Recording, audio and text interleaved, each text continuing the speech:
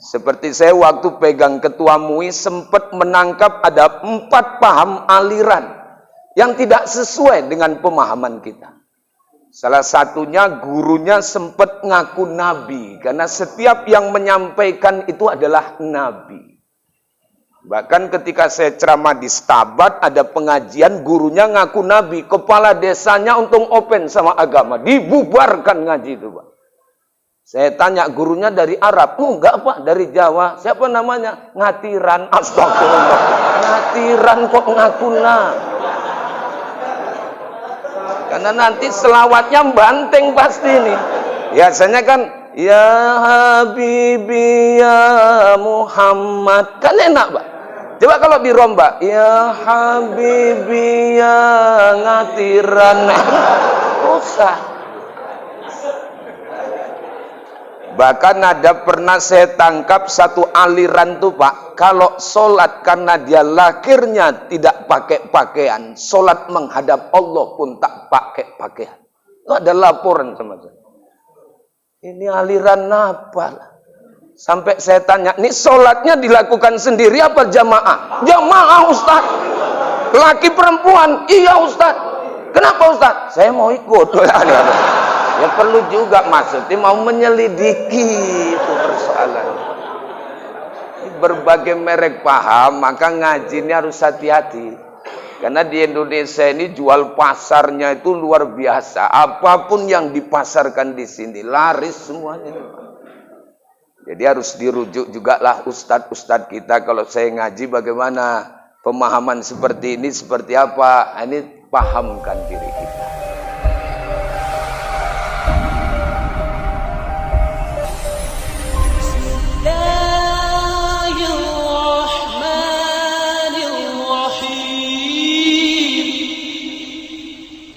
Assalamualaikum warahmatullahi wabarakatuh.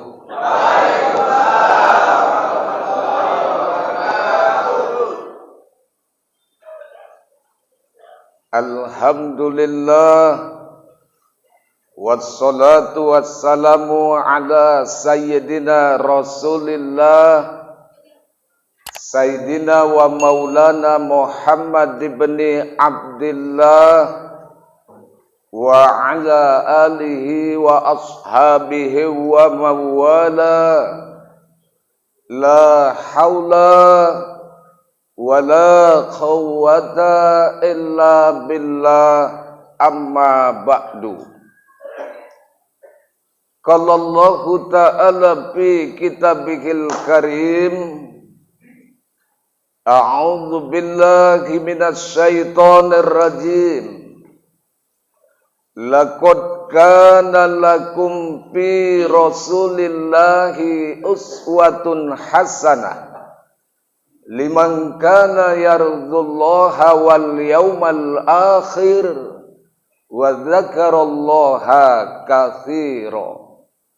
Shadaqallahul azim wa sadaqa Rasulullahun Nabiyul Karim. Yang sama kita hormati Ketua FKSM Kecamatan Sunggal dan Kutalim Baru, Al-Ustadz Al-Mukarram Bapak Hendro SPDI. Berikut juga kepada rekan-rekan Ustadz yang berhadir dan pengurus. Di sini ada Ustadz Samsir Lubis, ada Ustadz Iqbal, juga ada rekan saya Adinda Andre, staf DPR Deli Serdang. Berikut juga kepada tuan rumah Al-Ustadz Al-Mukarram Bapak Sidik Ar-Rasidin.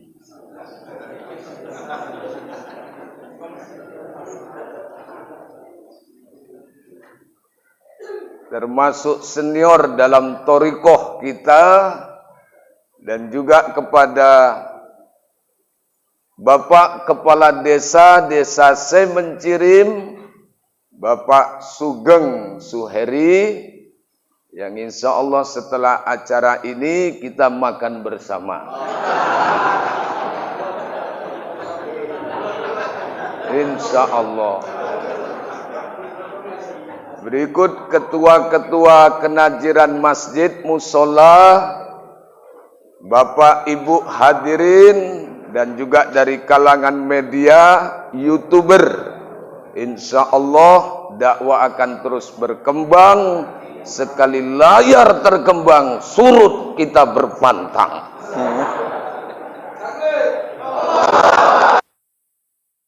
Hadirin jamaah, begitu juga Satgas yang tetap setia membackup kaderisasi dakwah kita dan juga menyangkut perjalanan dakwah. Semoga kita yang hadir juga jamaah ibu-ibu yang tetap setia setiap saat bagaikan reksona berhadir di kesempatan subuh ini. Semoga kita yang hadir dimuliakan Allah, dipanjangkan umur kita, dimurahkan rezeki kita, dan dilunaskan hutang-hutang kita. Itu yang penting, Pak.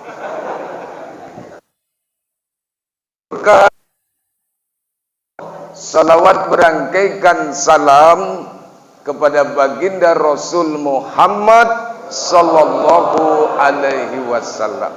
Semoga dengan kita selalu bersolawat kepada beliau, di akhirat kita diakui sebagai umatnya dan insya Allah mendapatkan syafaat dan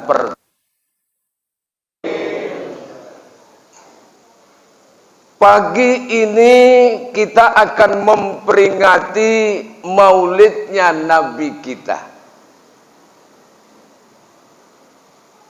Peringatan maulid adalah sebagai wujud rasa kecintaan kita kepada Nabi kita Muhammad sallallahu alaihi wasallam. Mudah-mudahan doa Rasulullah yang selalu diungkap, ya Rabbi idzan la ardo wa wahidim min ummati finnar.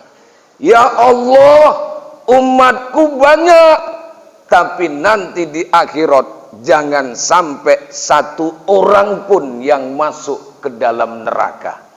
Berarti insya Allah umat Nabi Muhammad semuanya ini adalah ahlu surga. Kalaupun gak masuk di dalam, di emperannya pun malah bapak bisa jual gorengan sama es cendol.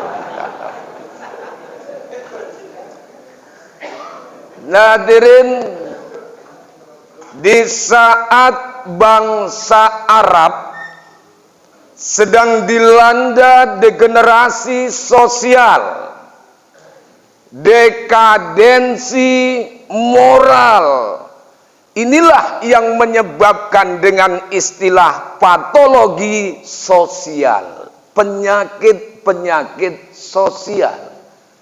Maka muncullah waktu itu yang namanya pemerkosaan, pembunuhan, perampokan, sehingga bangsa Arab waktu itu berada pada abad kegelapan.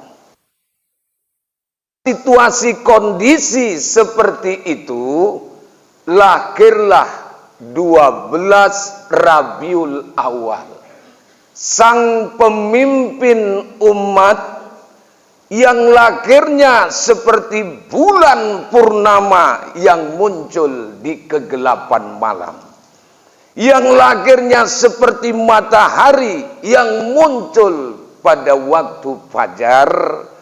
Dan betullah keberadaan kelahiran Rasulullah itu diibaratkan seperti cahaya yang amat terang, Imam Al-Busairi dalam kasidah burdahnya mengatakan, kal badri fi qamarin wadahri fi himamin wal bahri fi karomin wajuhri fi himamin. Rasul itu tinggi martabatnya bagai rembulan, indah laksana cahaya yang terang benderang, dermawan bak samudra luas membentang, tabah dan ulet laksana masa. Oleh karenanya dengan gerakan dakwah yang beliau lakukan, bangsa Arab mengalami perubahan yang sangat luar biasa. Bangsa Arab ini tadinya biadab, diantarkan oleh Rasul menjadi bangsa yang beradab. Bangsa Arab tadinya dirudung benih-benih kemusyrikan, dihantarkan oleh Rasul menjadi bangsa yang bertauhid. Bangsa Arab ini tadinya berpecah belah, diantarkan oleh Rasul menjadi bangsa yang bersatu. Gerak dan langkah apa yang beliau tanamkan sehingga masyarakat Arab menjadi masyarakat yang hebat dan bermartabat? Ini akan saya sampaikan setelah teh manis di depan saya nggak ada.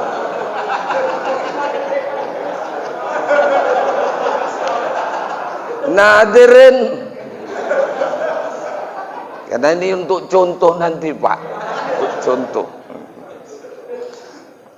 Nadirin yang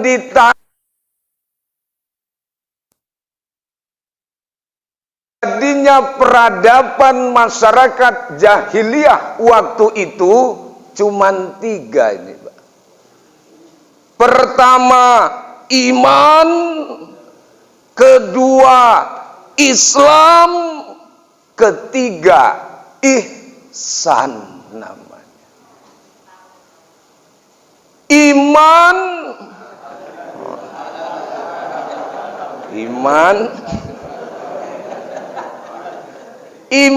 ini disebut dengan istilah ilmu hakikat.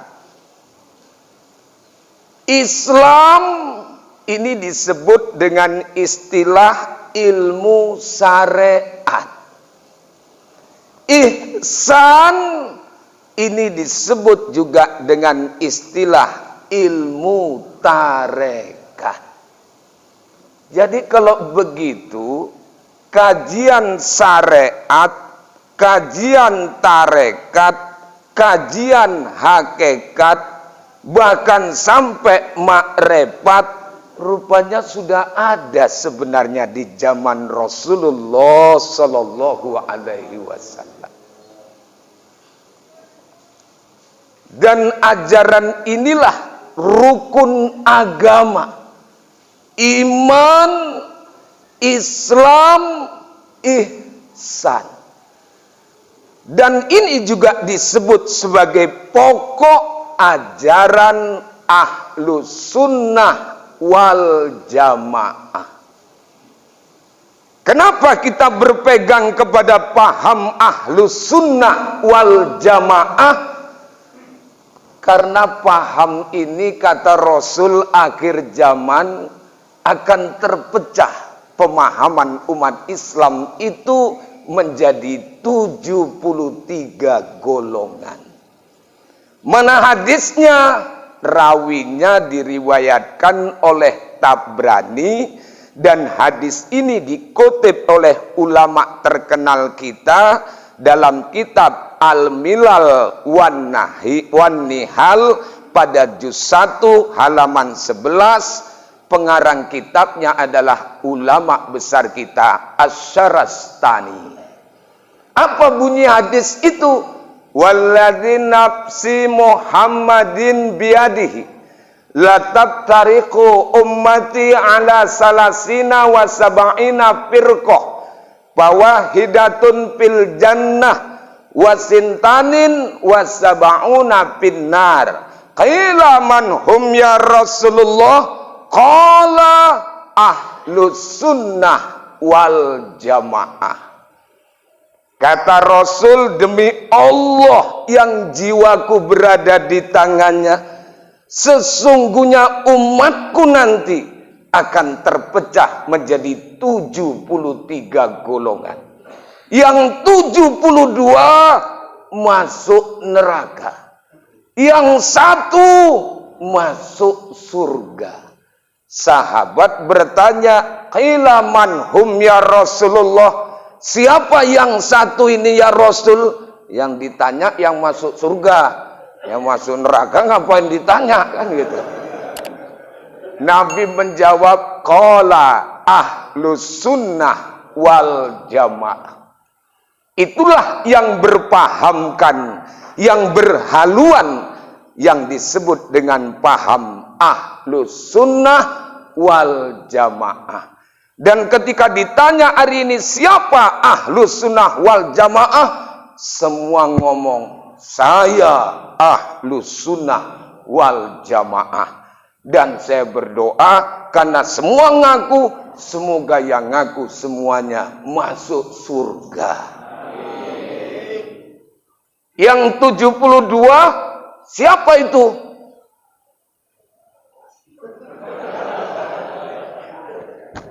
Kita buka juga supaya kita tahu. Ulama yang bernama Kiai Haji Sirajuddin Abbas, pengarang kitab I'tiqad Ahlus Sunnah wal Jamaah. Kitabnya itu diterbitkan oleh Pustaka Tarbiyah Jakarta pada halaman 24. Siapa yang 72? 1. Kelompok Syiah. Kelompok Syiah ini yang dalam kajian bab perkawinan, nikah mut'ah boleh, kawin kontrak boleh. Nah, kalau ini aku setuju agak. Tapi kalau urusan kajian yang lain agak kurang sepakat. Nah, kalau ini sepakat saya gitu. Kelompok Syiah terpecah jadi 22 golongan. Ini kelompok yang mendewa-dewakan Sayyidina Ali, bahkan yang paling ekstrim mengatakan sebenarnya yang berhak dapat wahyu itu Sayyidina Ali, bukan Muhammad sallallahu alaihi wasallam. Kelompok ekstrim Syiah 22 golongan. Kedua, kelompok Khawarij. Kelompok Khawarij ini pecah menjadi 20 bagian. Berapa, Pak? 42 ya. Kalau 43 janda di RR ya. 42. Ingat saja ini Bapak. Karena udah dekat ini Pak. Tinggal nambah 1. Ketiga, kelompok yang disebut dengan istilah Mu'tazilah, yang lebih mendewakan akal dan tidak dalam arti meninggikan wahyu. Itu kelompok Mu'tazilah.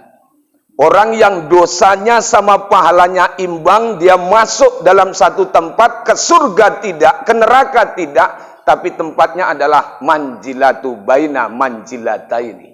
Di antara dua tempat. Surga enggak, neraka enggak. Inilah sekarang masih ada pemborongnya yang membangun tempat itu di sana.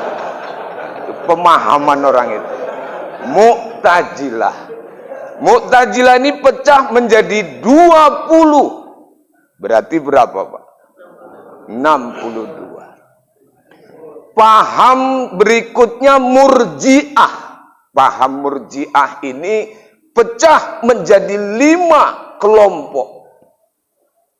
Berapa semua? 67. Masuk paham Najariyah, pecah juga, cuma menjadi 3 kelompok. 70.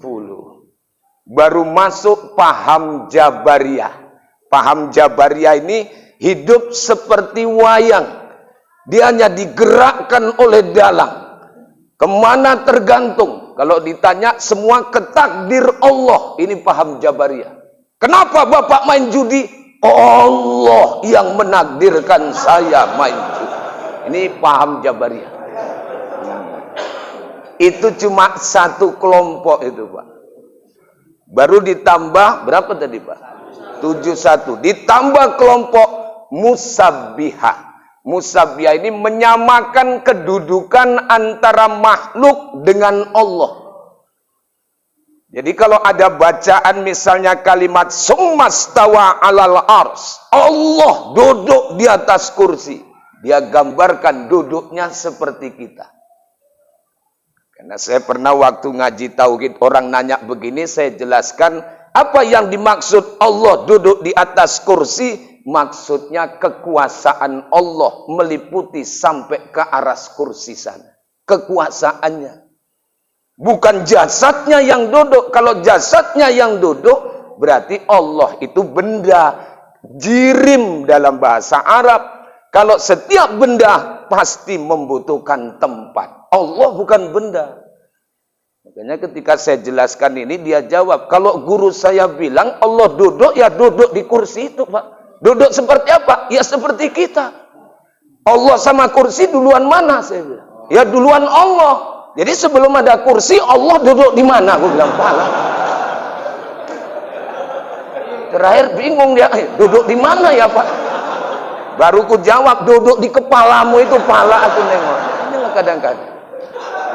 Hati-hati memahamkan tentang konsep tauhid ini. Ini ya Pak, di berapa jadi jumlahnya Pak? 72 ditambah dengan paham ahlus sunnah wal jamaah. Satu berapa Pak? Pas ya angkanya. 73. Inilah yang digambarkan Rasul. Walaupun sekarang ini banyak juga paham-paham yang agak lari dari jalur. Seperti saya waktu pegang ketua MUI sempat menangkap ada 4 paham aliran yang tidak sesuai dengan pemahaman kita. Salah satunya gurunya sempat ngaku nabi karena setiap yang menyampaikan itu adalah nabi. Bahkan ketika saya ceramah di Stabat ada pengajian gurunya ngaku nabi, kepala desanya untung open sama agama, dibubarkan ngaji itu Pak. Saya tanya gurunya dari Arab. Oh enggak Pak, dari Jawa. Siapa namanya? Ngatiran. Astagfirullah. Ngatiran kok ngaku nabi. Karena nanti selawatnya banteng pasti nih. Biasanya kan ya Habibi ya Muhammad. Kan enak Pak. Coba kalau dirombak, ya Habibi ya Ngatiran. Usah. Bahkan ada pernah saya tangkap satu aliran tuh Pak, kalau sholat karena dia lahirnya tidak pakai pakaian, sholat menghadap Allah pun tak pakai pakaian. Itu ada laporan sama saya. Ini aliran apa? Sampai saya tanya, ini sholatnya dilakukan sendiri apa jamaah? Jamaah Ustaz. Laki perempuan, iya Ustaz. Kenapa Ustaz? Saya mau ikut. Ya perlu juga maksudnya mau menyelidiki itu persoalan. Berbagai merek paham, maka ngaji ini harus hati-hati. Karena di Indonesia ini jual pasarnya itu luar biasa. Apapun yang dipasarkan di sini laris semuanya. Jadi harus dirujuk juga lah ustadz-ustadz kita. Kalau saya ngaji bagaimana pemahaman seperti ini seperti apa? Ini pahamkan diri kita. Yang ditanamkan Rasul ini 3. Kalau 3 ini diamalkan benar, dia akan menghasilkan sesuatu hasil, itulah yang disebut dengan ma'rifah. Jadi lengkap dia, syariat, tarekat, hakikat, ma'rifah. Kalau bapak kepingin yang namanya santan untuk menggulai ibu, maksudnya ibu yang mau menggulai. Cukup bapak ambil kelapa, buka serabutnya, Itulah syariat namanya. Kaji kulit. Nampak batoknya. Batoknya lah itu tarekat namanya. Batoknya dibelah. Nampak apanya? Nampak putih-putihnya. Itulah kelapanya. Itulah hakikat namanya. Ambil, parut, peras, keluar santannya. Itulah makrifat sebenarnya. Kalau Bapak mau ngambil mutiara di dasar lautan, siapkan sampannya. Sampannya itulah syariat namanya. Sampan ini kan kudu jalan. Ya siapkan lautnya. Itulah torekot namanya. Sudah sampai di tengah mau dapat mutiara di dasar laut. Gimana caranya, Pak? Nyelamlah Bapak. Nyelam itulah hakikat namanya. Baru Bapak dapatkan mutiara. Mutiara itulah makrifat namanya. Ini gambaran bagaimana aspek ibadah yang kita lakukan harus menyentuh pada substansi-substansi ini. Karena kalau tidak akan memberikan dampak nilai ibadah itu dalam pembentukan karakter dan kepribadian kita. Paham ya Pak? Paham ya Pak? Pertama ditanamkan Rasul iman. Apa itu iman? Iman ini secara bahasa artinya percaya. Secara etimologi, secara terminologi secara istilah. Kalau secara termos itu untuk kopi supaya panas. Ini secara terminologi, iman itu adalah tasdiqu bil qalbi wal iqraru bil lisan wal af'alu bil arkan. Iman dibenarkan dengan hati, diucapkan melalui lisan dan diaplikasikan melalui sikap dan perbuatan. Cerita iman ini Pak sebenarnya ketika kita berada di alam rahim, iman ini sudah berjalan. Makanya bagaimana kita melihat aspek iman ini kembali ke diri. Dan iman kaitannya dengan Allah, maka ada istilah tasawuf menyatakan man arofa nafsa faqad arofa robba. Siapa yang mengenal dirinya, dia akan kenal akan Tuhannya. Sekarang pertanyaannya, dirimu itu yang mana? Ini Pak, diri saya. Bukan, itu dadamu. Karena kamu nepuk-nepuk dada. Makanya kita ceritakan asal muasal kejadian kita supaya kita ingat sejarah asal diri dan supaya kita kenal diri. Gini Pak. Pertama yang diciptakan Allah dalam rahim mak kita itu jasad kita. Inilah yang hadir.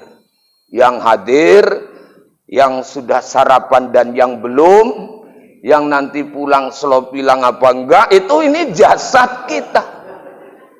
Dan jasad kita ini diciptakan dari saripati tanah. Al-Mu'minun ayat 12. Laqad khalaqnal insana min sulalatin min tin. Sungguh kami ciptakan manusia, jasadnya itu dari saripati tanah. Kalau Nabi Adam langsung dari tanah. Itu pun tanahnya diambil di daerah Jawa sana. Ini daerah Jawa ini Pak. Nantilah kita buka Pak.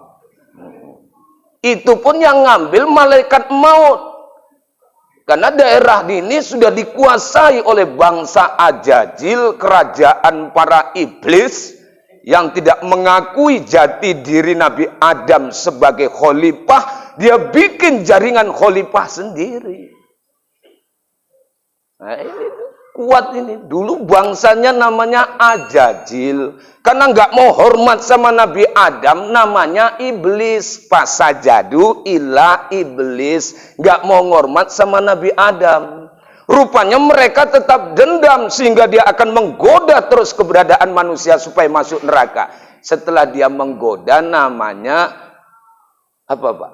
Setan. Jawaban Bapak betul, cuman waktu jawab jangan nengok saya lah, nggak enak rasanya. Ini dia. Maksudnya nengok bawah, Pak, jangan nengok aku. Ini nggak langsung setan, astagfirullah. Maka kita ada diciptakan, Pak, dari tanah. Unsur jasad ini saripati dari tanah. Yang dimakan mak bapak kita itu sumbernya dari tanah. Maka terciptalah antara sperma dan ovum telur, itulah yang disebut dengan sumber awal janin jasad kita. Dari tanah semua. Dan kalaupun kita diciptakan dari tanah, masing-masing tanah berbeda-beda. Ada yang tanah liat, itulah yang diciptakan yang bangsanya orang cantik-cantik, tinggi-tinggi, Arab Saudi, tanah liat itu. Tanah lumpur, ya kita sebagian ada juga di Indonesia. Tapi yang jelas itu daerah Afrika itu tanah lumpur. Ada yang masa hidupnya dia suka berantem aja. Nah, ini berarti dia diciptakan dari tanah sengketa waktu itu.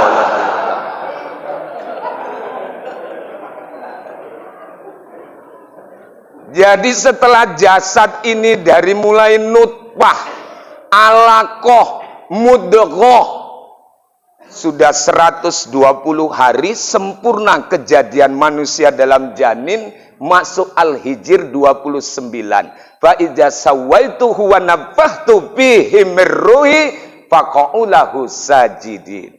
Maka setelah terjadi kesempurnaan jasadnya, kutiupkan ruhku.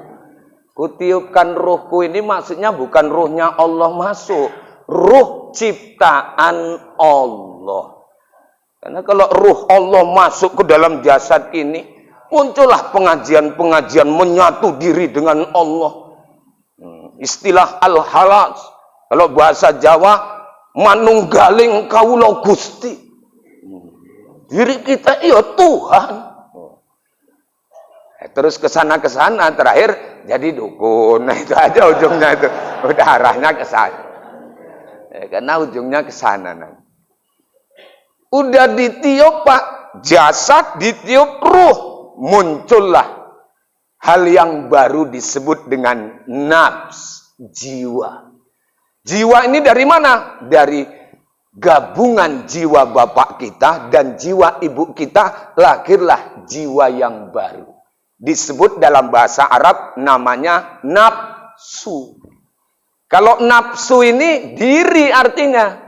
Selama ini kita ngomong nafsu itu kan hawa kejahatan. Bukan.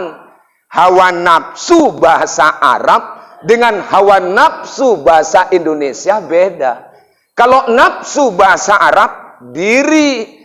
Kalau nafsu bahasa Indonesia, bahasa Arabnya hawa.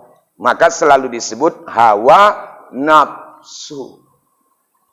Beda itu, Pak. Kalau nafsu, diri. Kalau dua orang nafsu, nafsani, dua diri. Kalau banyak, namanya anfus. Kalau banyak dia mati semua, namanya mampus.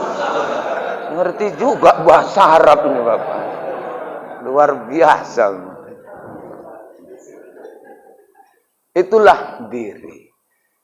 Dan ketika sudah sempurna, Pak, 9 bulan 10 hari, itu pasti keluar. Tapi dalam masa yang 120 hari begitu ditiup ruh, muncul jiwa, siapa yang diajak berkomitmen oleh Allah tentang aspek tauhid dan ketuhanan? Siapa yang bersahadat dalam diri kita? Jasad inikah, ruhkah, atau nafs kita? Perhatikan kalimatnya dalam Al-A'raf ayat 172. Wa idz akhadha rabbuka min bani adama min dhuhurihim dzurriyyatahum wa ashhadahum ala anfusihim alastu birabbikum qalu bala syahidna. Perhatikan kalimat di sana, adakah kalimat jasad? Adakah kalimat ruh? Yang ada adalah anfusihim. Anfus berarti diri. Setelah manusia ini diciptakan dari sulbinya itu dan disempurnakan adanya, maka setiap diri Allah pun mensyahadatkan, bahasa kita. Alastu birabbikum. Kami ini dul, rasanya gitulah gambarannya. Kamu ini bakal turun ke dunia. Nanti kalau kamu sudah di dunia, masih ingat nggak kalau aku ini adalah Robmu? Kalimat Rob ini luar biasa dibanding dengan kalimat Allah, dibanding dengan kalimat Tuhan. Tapi Allah menyebut Rob, berarti ngurusi kita dari awal sampai mati. Yang ngurus Allah itu Pak. Termasuk rezeki, yang ngurus Allah, makanya nggak usah repot kita urusan rezeki. Allah. Kalau ikhtiar ini cuma syariat, yang mau ikhtiar ya dapat pahala, yang nggak mau ikhtiar ya dapat dosa. Orang bisa ikhtiar nggak mau ikhtiar. Tapi rezeki Allah. Karena berapa banyak orang yang ikhtiar mati-matian, segitu juga dapatnya. Ada yang dia duduk tenang aja, mau masuk ke rekening. Warisan pula masuk tuh. Kan dari Allah. Jadi memang rezeki ini nggak perlu kita istilahnya bicarakan, karena itu sudah proyeknya Allah kepada kita semua. Dan kita dapat itu Pak, walaupun tak berikhtiar. Berikhtiar ya tetap dapat. Hanya syariat. Maka nanti bedakan antara mana syariat, mana hakikat. Ini kajian dalam ini Pak, supaya kita lebih memahamkan akan diri kita, sehingga hidup kita ini punya tujuan yang jelas. Supaya nggak lupa dengan janji itu, lahir anak, ajankan, Allahu Akbar, Allahu Akbar. Allah Tuhanmu, sang jabang bayi nangis waktu itu. Dia minta pegangan apa yang aku pegang dalam kehidupan dunia ini. Kalimat tauhid. Allahu Akbar. Disitulah disunahkan kalau anak lahir, ajankan, ajankan. Siapa yang ajankan? Bapaknya. Ustadz nggak usah, karena Ustadz nggak pernah ikut-ikutan dalam proyek ini. Biarkan bapaknya yang mengajankan. Dia hidup di dunia supaya nggak lupa Tuhan. Syahadatkan terus. Maka dalam sholat ada makna syahadat. Asyhadu alla ilaha illallah. Untuk mengingatkan nafs itu yang sudah berjanji kalau Allah itu Tuhannya. Maka syahadat ini punya keutamaan yang luar biasa. Bapak habis ambil wudhu itu suruh syahadat. Asyhadu alla ilaha illallah. Wa asyhadu anna Muhammadan abduhu wa rasuluh. Allahumma ja'alni minat tawabina wa ja'alni minal mutatahhirina wa ja'alni min ibadikas solihin. Bapak mau tahu Pak apa yang dibukakan Allah sama kita ketika kita baca itu? 8 pintu surga dibukakan oleh Allah. Tergantung Bapak mau masuk dari lorong yang mana. Pintu surga aja terbuka, apalagi pintu rumah. Itu kalau ilmu hikmahnya urusan kecil itu. Misalnya Bapak pulang dari sini terkunci rumah, mainkan ini. Asyhadu alla ilaha illallah wa asyhadu anna Muhammadan abduhu wa rasul. Allahumma ja'alni minat tawabina wa ja'alni minal mutatahhirina wa ja'alni min ibadikas solihin. Pas lubang kunci itu Pak, embus 3 kali. Setelah itu Bapak pinjem linggis tetangga, insya Allah terbuka itu pintu. Itulah kekuatan doa, itu luar biasa.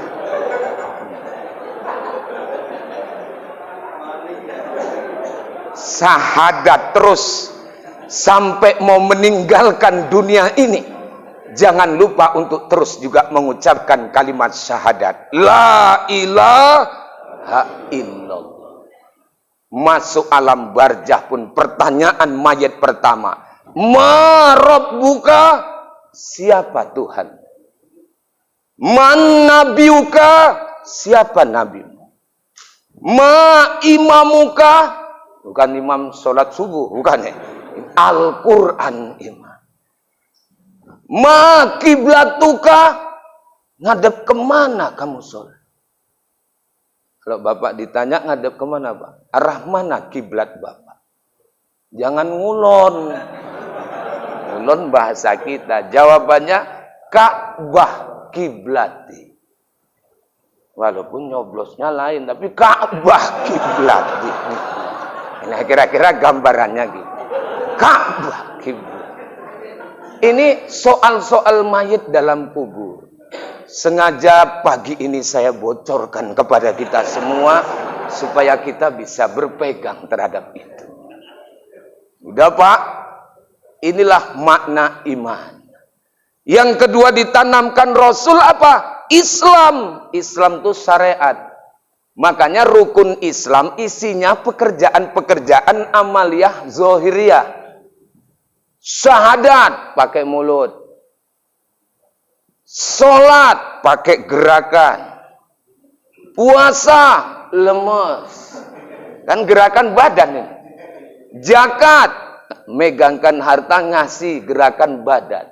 Haji, tawaf, sa'i, fisik semua. Ini ibadah zohir disebut dengan ibadah syariat.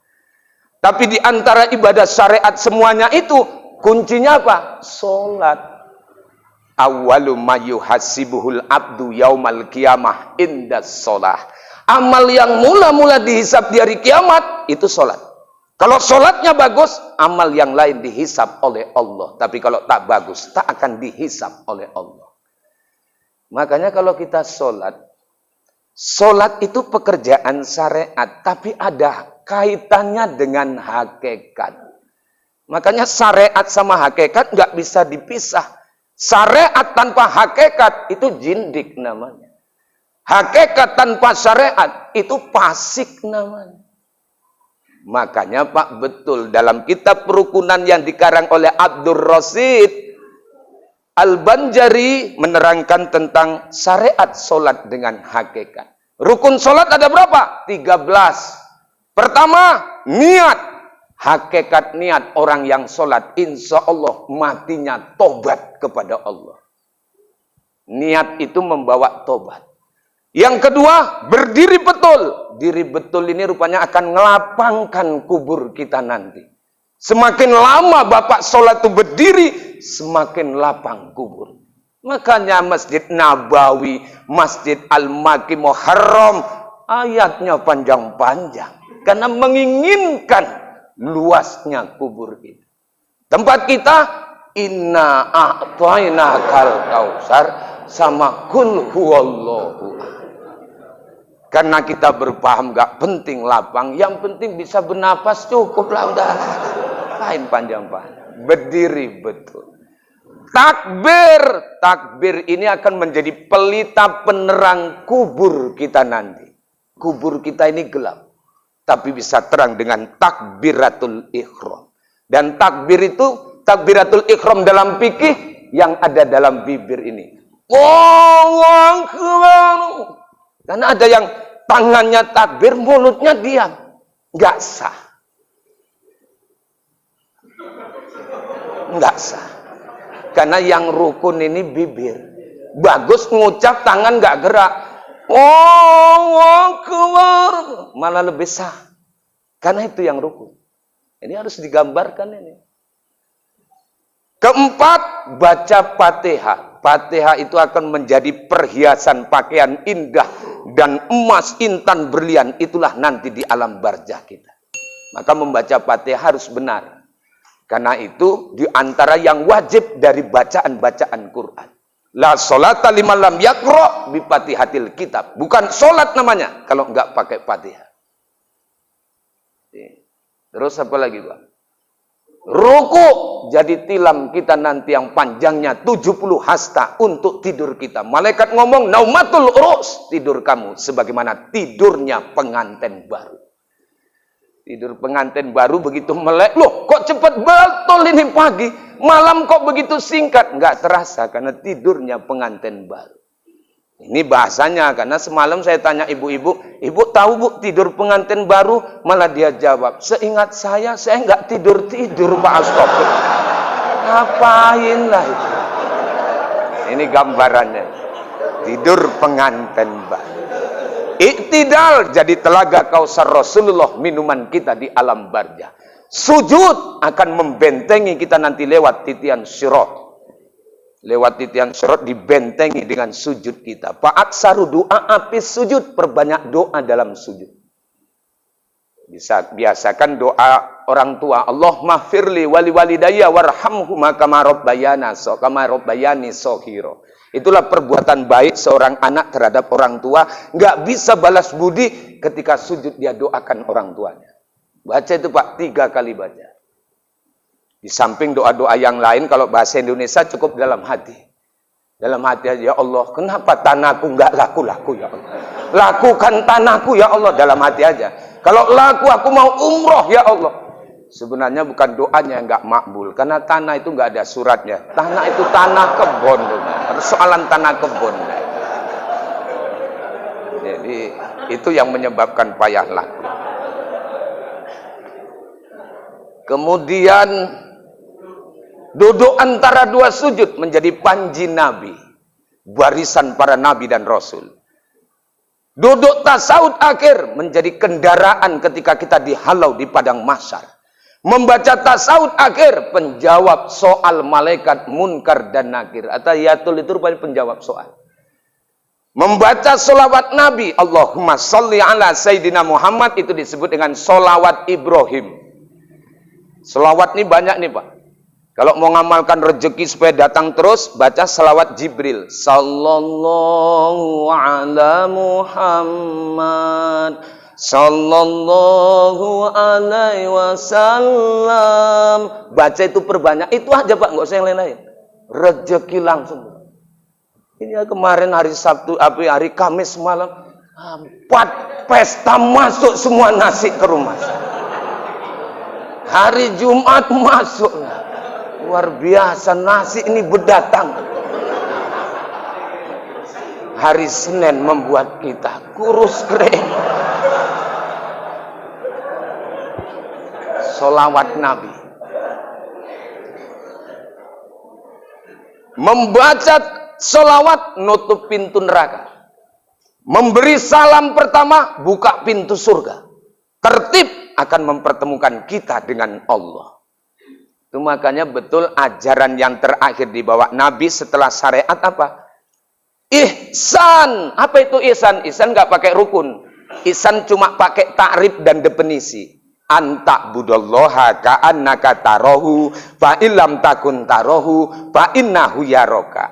Kamu menyembah Allah seolah-olah kamu lihat Allah. Kalaupun kamu tidak melihat Allah, Allah yang melihat kamu. Kamu melihat Allah, dikenal dalam istilah tasawuf namanya musyahadah, penyaksian. Bisa kita melihat Allah? Bisa. Dengan apa? Bukan dengan mata yang zahir, karena Nabi Musa mau nengok dengan mata yang zahir. Gunung Tursina berantakan terjadi. Nengok dengan apa? Mata batiniah kita. Bisa. Pak, bisa.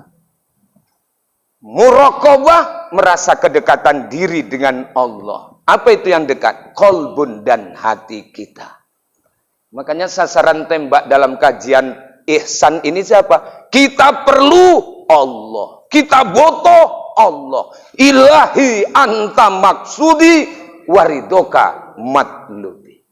Aku sholat bukan karena surgamu ya Allah. Aku sholat bukan karena mau dapatkan sesuatu darimu, tapi yang ku mau kamulah, bukan siapa-siapa. Inilah kajian tasawuf. Jadi kalau bapak dulu teringat masa pacaran, datang ke rumah pacar, disuguhkan teh manis, disuguhkan kue, ini kan fasilitas. Allah ngasih surga, ngasih ini untuk orang yang beriman dan beramal soleh, itu kan fasilitas. Tapi bagi kita yang beribadah bukan punya mental kuli. Kalau kuli ini kan mengharapkan gaji ini. Kita yang bermental memang menuju mardotillah. Ya, si neneng ngasih kue, ngasih ini. Bukan ini yang ku maksud. Cemana bang, sudah ku kasih teh, sudah ku kasih roti ini. Bukan ini yang ku maksud. Jadi siapa bang? Dirimu. Ini yang yang kita maksud. Bukan ini apa? Dirimu yang kumaksud. Maka kadang-kadang kita melihat senyumannya begitu indah. Bahkan hati kita pun merasa melegak-legak karena senyum yang ditampilkan kepada kita. Itu disebut baru melihat yang namanya ismu sifatnya Allah. Seperti itu rasanya.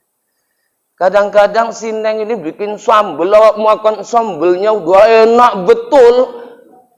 Nikmatnya luar biasa. Karena yang bikin Neng ini baru terasa pada af'alnya Allah. Ada yang dia merasakan si anu nikmat betul. Kenapa? Kok tahu kamu? Mantan biniku katanya. Itu sudah menikmati zat. Luar biasa ini Pak. Inilah kaji kita, jangan berhenti. Makanya asal ada cerita Isra Mi'raj, lu Nabi itu kok dibelah dadanya, kemudian diajak ke dari alam nasut ini ke alam malakut, dari alam malakut ke alam jabarut, dari alam jabarut ke alam lahut. Alam malakut itu tempatnya para malaikat, alam jabarut itu tempatnya para wali-wali Allah.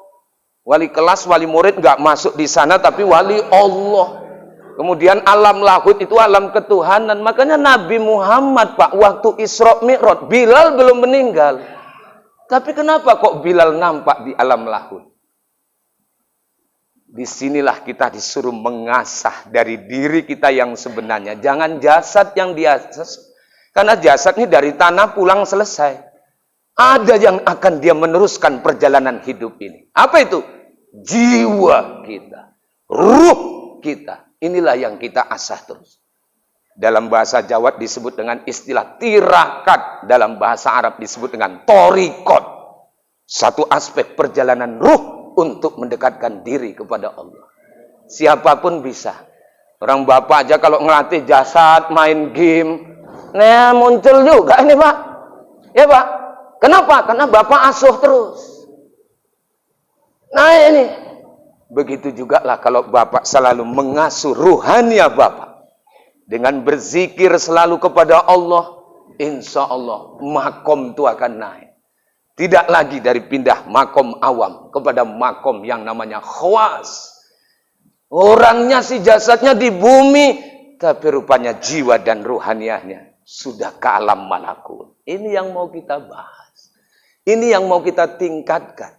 Sehingga akhirnya amal itu betul-betul menyentuh. Karena tiga aspek ini dilalui syariat, tarekat, hakikat, yang muncul apa? Kepribadian yang pintar tapi juga benar. Tapi kalau dia cuma hanya aspek iman, syariat, tanpa adanya thariqah, maka dia cuma pintar saja tapi nggak benar. Makanya kalau ditanya, Bapak siapa Tuhan? Allah. Bapak sholat? Sholat tapi masih korupsi juga di jajaran yang namanya pejabat-pejabat. Padahal dia sholat. Karena dia tak tersentuh dalam makna thariqah. Sholat thariqah itu apa? Inna sholata tanha anil fahsya'i wal munkar. Yang dia takut melakukan kemungkarotan karena Allah sudah melihat dan merasa dekat. Yang nengok Pak, orang yang kita cintai pula itu Pak. Bagaimana Bapak bayangkan ada seorang gadis cantik dan Bapak suka dengan dia dan dia suka dengan kita. Ketika kita melakukan sesuatu dia ngawasi terus. Apa yang Bapak lakukan? Kebaikan-kebaikan. Batuk sikit-sikit. Itu biasa dia. Untuk mencari perhatian. Kalau yang memperhatikan Satpol PP agak kan, agak sadis ini kan gitu. Kalau yang memperhatikan Satpam agak serius juga kita mengerjakan sesuatu, ada unsur paksaan. Tapi kalau yang menyaksikan kekasih kita, apa Pak yang enggak kita lakukan? Bangun tidur aja karena disaksikan istri, awak pun bentangkan kain itu. Kita perbaiki. Biar istri nengok kita bahwa kita membantu dia.